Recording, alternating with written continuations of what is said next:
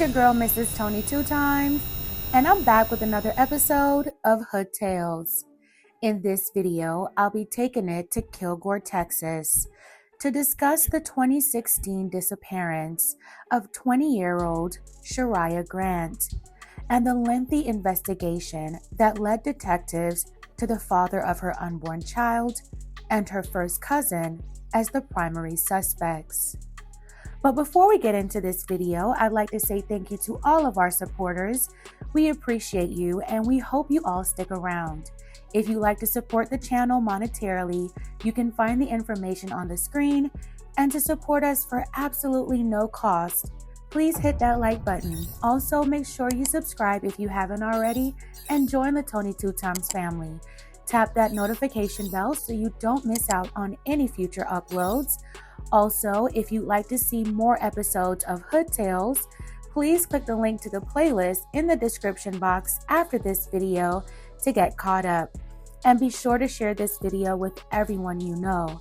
Stay tuned until the end to hear all the details. All right, let's get into it. The city of Kilgore is located in the upper east part of Texas along I-20. 120 miles east of Dallas. Over 3/4 of the area within the city limits are located in Gregg County and the remainder in Rusk County. In August 2016, 20-year-old Shariah Grant of Kilgore was 8 months pregnant and excited about having her first child. Shariah would often post on Facebook sharing her joy of becoming a mother. On August 18, 2016, Shariah posted on Facebook what she was going to name her soon-to-be daughter, Ayanna Elise Grant. Shariah was just a month shy of her September 16th due date. She posted on Facebook for the last time on August 19th. Then, on August 20th, 2016, Shariah's family stopped hearing from her. All communication from her stopped, which was uncommon. That day, family members reported her missing to Kilgore police. For days, Shariah's family and law enforcement agencies searched for Shariah. Police began to suspect foul play in Shariah's mysterious disappearance. On August 30th, 2016, monetary rewards were offered to anyone with information leading to Shariah's whereabouts. That same week after foul play was suspected, Kilgore police changed the case from a missing person to a criminal investigation.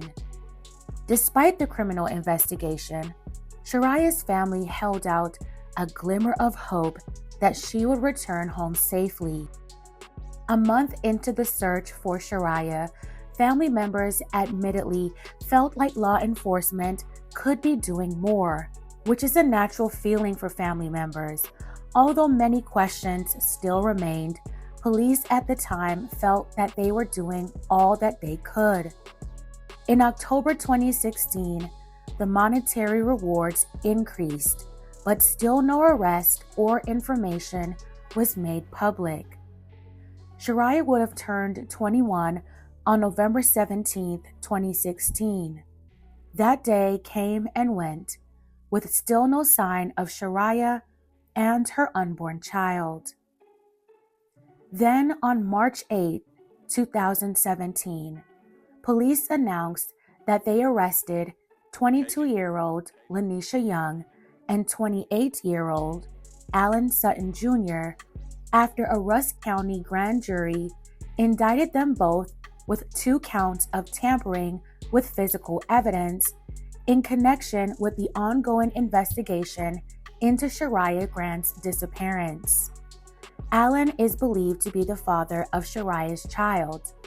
Lanisha is Shariah's first cousin. They were both apprehended with the help of U.S. Marshals in the neighboring city of Longview, Texas. The March 2017 indictment also included an arrest warrant for a juvenile at the time facing the same charges as Lanisha and Alan. He was taken into custody months later in October 2017. The indictments left more questions than answers in Shariah's case, and she was still missing. What did these three people have to do with her disappearance? 2 years later, on April 17, 2019, Alan Sutton Jr., after being found guilty, was sentenced to 10 years in prison for tampering with physical evidence related to Shariah's disappearance in connection with the concealment of a trunk liner missing from a car he shared with Lanisha Young. As a result of Alan appealing his conviction in 2020, court records revealed that he was in a long-term relationship with Lanisha. The relationship between Alan and Lanisha became complicated while she was in jail in 2015. For a few months in late 2015 and possibly into early 2016, during Lanisha's incarceration, Alan began living with Lanisha's cousin, Shariah Grant, and another couple, a woman named Ashley and her boyfriend. Ashley testified in court that she and Shariah became fast friends. In late 2015, Shariah discovered she was pregnant with Alan's child. Ashley testified that Shariah was excited about having a baby and was in love with Alan. On the flip side, Alan, according to Ashley, was uncaring and emotionless about the pregnancy. Ashley described on one occasion where Shariah was speaking on the phone with a friend and was heard telling her friend she loved Alan. In response, Alan became upset, grabbed the phone, put his hands around Shariah's neck, and told her he would take her life. Eventually, Lanisha was released from jail. Just 3 months before Shariah disappeared, Lanisha had put her hands on Shariah in Alan's presence. Then, within a month before Shariah's disappearance, Ashley heard Alan say Shariah was causing him problems and needed to go. Ashley said she heard Alan make that statement a couple of times, and to her, he seemed to be serious about what he was saying. Ashley told Shariah about what Alan said and warned her to get away from him. However, according to Ashley, Shariah didn't take her warnings seriously. The court documents from the appeal also revealed that Alan and Lanisha owned a Crown Vic, but it got repossessed days after Shariah vanished. When the creditor inspected the car, he saw that it was missing its trunk liner, spare tire, and jack. A rep for the creditor testified that it was the first time he had seen a car retrieved without a trunk liner. Traces of blood were found on the underside of the trunk's lid. The DNA from that came back as a match for Shariah after it was tested against samples from her parents and bristles from her toothbrush. Blood was also found on the wiring from the trunk into the trunk's lid. That portion, however, hadn't been tested. Law enforcement testified that the wiring looked as though someone had tried to pull it from the inside of the trunk, as if that person was trying to escape. The missing trunk liner proved to be significant since trunk liners are made of carpet, which would absorb matter, possibly containing evidence. Also, inside the trunk was a gas can with Alan's fingerprint. Investigators also found in the car several documents such as copies of driver's license, social security cards, and other identification documents belonging to Alan and Lanisha, which confirmed that the Crown Vic was owned or used by both Alan and Lanisha. On August 25, 2016, Allen voluntarily attended an interview the day after the car was repossessed. Investigators asked Allen why there would be blood in his car. Allen answered he did not go in the trunk. That raised officers' suspicions because they never mentioned the trunk specifically. They also asked him about scratches he had on his hands and legs. Allen told him it came from running from officers when they sought to arrest him. Allen's appeal was denied, and his conviction of tampering with physical evidence was upheld. In July 2021, Lanisha Young, after being convicted by a jury, was sentenced to 8 years in prison on the charge of tampering with physical evidence in connection to Shariah's disappearance. Months later, in December 2021, 33-year-old Allen Sutton Jr. and 29-year-old Lanisha Young were indicted by a grand jury once again, this time on capital hit charges in connection with Shariah's disappearance. According to the indictment, around August 20th, 2016, Allen and Lanisha caused Shariah's passing by hitting her with a blunt object and using an accelerant to set her on fire. These acts also resulted in the loss of her unborn baby. The indictment also said Allen and Lanisha possibly tried to kidnap Shariah or commit setting fire to her. The Texas Attorney General's office is prosecuting the case. In January 2022, the juvenile who was arrested for tampering with evidence back in 2017 was also charged with capital hit. The juvenile was identified as 23-year-old Edward Bragger Jr.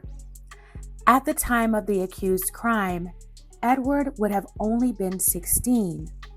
However, since he's now facing hit charges, his name was released and his case was moved from juvenile court. In Edward's indictment, he is also accused of the same crimes as Allen and Lanisha, striking Shariah with a blunt object and the fire. Police have said evidence uncovered during the investigation indicates Shariah was slain shortly after she was reported missing. The case has been difficult to bring to trial since Shariah's body has yet to be found. But with all the circumstantial evidence, the state believes it has a strong case. So much so that in 2024, the state announced that it will pursue the worst of all penalties in Texas for both Allen Sutton Jr. and Lanisha Young if convicted of slaying Shariah Grant. As for Edward Bragger, the state hasn't announced at this time whether they will seek the same penalty for him. Allen Sutton's trial date is set for March 17, 2025.